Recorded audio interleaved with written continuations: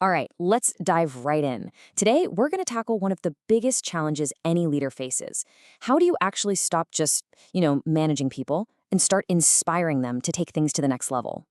The answer, it turns out, is simpler and way more powerful than you'd think. So, let me ask you something right off the bat. When someone on your team comes to you with a problem, what's your gut reaction? Is it to jump right in with the solution, to tell them exactly what you would do? Or do you hold back and help them figure it out for themselves? That difference right there is absolutely everything. And it's the key to what we're going to unpack today. And look, this isn't just some abstract idea. It's a real world problem. Leadership expert Suzanne Madsen puts it perfectly. So many leaders feel totally overwhelmed, right? Like they have to carry the entire team on their back. They get frustrated that no one's taking responsibility, so they're afraid to delegate. And it just creates this vicious cycle. You do more, the team does less, and everybody's stuck. Sound familiar? Well, the way to break that cycle starts with understanding one simple but massive confusion. And that confusion all boils down to two words we throw around all the time, but they mean totally different things: coaching and mentoring. See, a lot of leaders think they're coaching when what they're really doing is mentoring. And hey, mentoring is great, it has its place. But when you mistake it for coaching, well, that's often the very thing that's stopping your team from taking real ownership. Okay, check this out. This lays it all out, side by side. On the left, you've got mentoring. At its core, it's about telling. It's giving advice, laying out a roadmap. This is perfect if there's a skill gap. Someone doesn't know how to use the new software, you show them the steps. Simple. But then on the other side, you have coaching. And that is all about asking. You're not handing out answers, you're helping them unlock the answers that are already inside them. You're not giving them the map, you're helping them build their own, because you trust that they've got what it takes to find the way. And this gets to the absolute heart of what coaching really is. It's a mindset. It's this core belief that people aren't just empty buckets waiting for you to pour your knowledge into them. No, they're creative, they're resourceful, they're whole, they already have the answers. They might just need a little help accessing them. So a coach's job isn't to be the expert with the solution. It's to be the guide who creates this safe space where the other person can have their own aha moment. So how do you actually create that space? It really comes down to these four powers. First, the power of just listening. I mean, truly listening. Creating a space where someone feels genuinely heard can be a total game changer. Second, the power of validation. So many people are working in what feels like a validation vacuum. A little bit of encouragement goes a long, long way. Third, the power of asking powerful questions. Not simple yes or no questions, but big, open-ended ones that really make them think.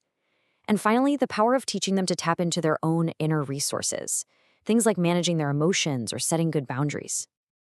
Okay, now that we've got that difference clear, let's plug this into a really practical tool. We're going to call it the Inspiration Matrix. And I want you to think of this as your new guide for figuring out what's going on in any situation and picking the right leadership style for the job. All right, let's break this matrix down. It's built on two really simple ideas. You've got the vertical axis, which is your approach. Are you asking questions or are you telling people what to do? Then you've got the horizontal axis, which is your focus. Are you focused on the problem or are you focused on finding a solution? When you combine these two, you get four very distinct quadrants, four different ways of leading, and each one has the specific job. So first up in the top left, we've got counseling. This is when you're focusing on the problem and you're doing it by asking questions. This is absolutely essential for emotional situations, like if someone's super stressed or there's conflict on the team. Your job here isn't to fix it for them, but just to listen and help them process what's going on. Okay, now let's jump straight down to the bottom left, quadrant 3, managing. Here, you're still focused on the problem, but your approach is to tell. This is for those clear-cut, black and white disciplinary issues. If someone keeps missing deadlines, you're not there to ask them how they feel about it. You're there to state the problem, remind them of the expectation, and be direct. It's necessary for keeping standards high. Next, over in the bottom right, we've got mentoring. In this quadrant, your focus is on the solution, and your approach is to tell them what to do. This is that classic scenario we talked about before. Somebody has a knowledge gap, and you just give them the roadmap. Do this, then click here. It's a straight-up, efficient transfer of information. And finally, this brings us to the magic quadrant, the top right, coaching. This is the sweet spot for creating inspiration. Here, your focus is on the solution, but your method is to ask. The whole goal is to build that person's willingness, their sense of ownership, their internal drive. You're not giving them the fish, you're asking them questions that help them figure out how to build the fishing rod. This is where real empowerment happens. So we have these 4 styles, right? But the real aha moment, the thing that changes everything, is when you understand the huge difference in impact these approaches have. It's the difference between lighting a fire inside someone versus just kind of holding a candle under them to keep them moving. It's the difference between inside out and outside in. And boom, here it is. This one image just nails the whole concept.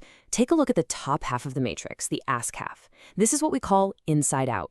When you ask questions, you guide someone to their own solution. And what happens? You see that green box? It creates inspiration.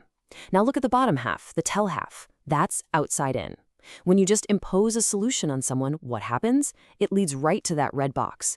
It kills inspiration. So think about that. The very same problem can either become a source of empowerment or totally deflate someone, and it all comes down to your approach.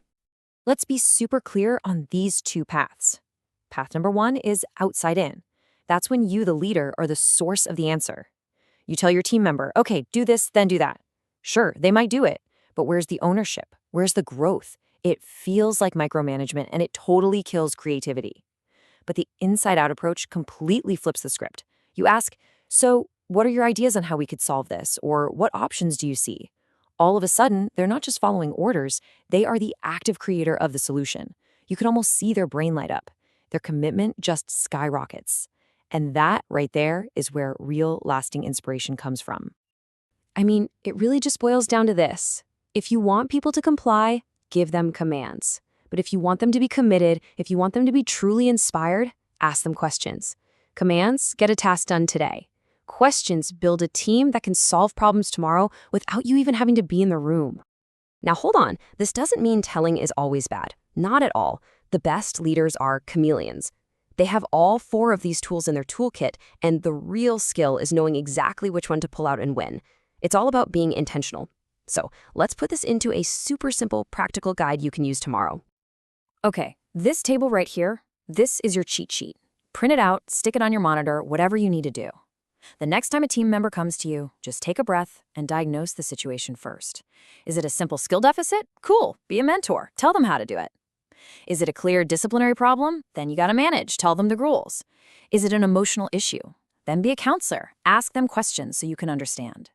But, and this is the big one, if what they really need is to grow, to take ownership, to feel that spark of inspiration, then you have to be a coach. You have to ask them to find the solution. So, I'll leave you with this one final thought. A map. A map gives someone a clear path from point A to point B. It works for one specific journey. That's mentoring. But a compass is a tool that lets someone find their own way through any terrain, no matter where they are. That's coaching. Giving someone a map solves one problem. Handing them a compass builds a problem solver for life. So the next time someone comes to you, which will you choose?